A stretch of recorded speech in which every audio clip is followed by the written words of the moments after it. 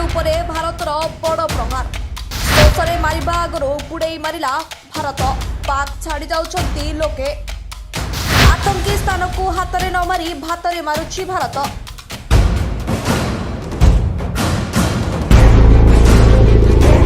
भारतर पानी प्रहार रे घाइला पाकिस्तान पहलगाम हमला परे हाथ में न मारी पाकिस्तान को भातरे मारुछि भारत।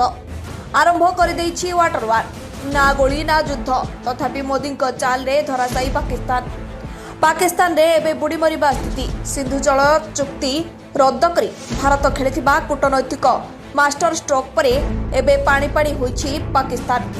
झेलम नदी रे भारत अचानक पानी छाड़ी देथिबारु आतंकी स्थान भयंकर बन्या स्थिति उपजिछि। पाक रे लागू होइछि इमरजेंसी। पाक मीडिया रो दाबी भारत आरंभ कर देइछि वाटर अटैक। बिना सतर्क सूचना रे उरी डैम खोली देबारु झेलम नदी रे अचानक जल प्रवाह बढ़िछि। एथिपाई पाक अधिकृत काश्मीर मुजाफरबाद रे गतकालिठू भीषण बन्या स्थिति उपजिछि।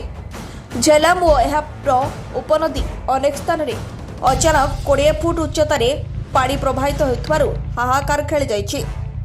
स्थिति को देखि पाकिस्तान सरकार मुजाफरबाद समेत हटियानाबाद जिले में जरूरीकालीन स्थिति घोषणा करिसेंती। बन्या पाई लोके घर द्वार छाड़ुछंती, स्कूल कॉलेज बंद रहिछि। खाद्य पाई लोके डहल विकल हेउछंती। उपरे खरा तळे पानी पाकिस्तान को बापा बाहागर मने पकाई देलानी बोली लोके कहउछंती। ब्यूरो रिपोर्ट, जय ओडिशा लाइव।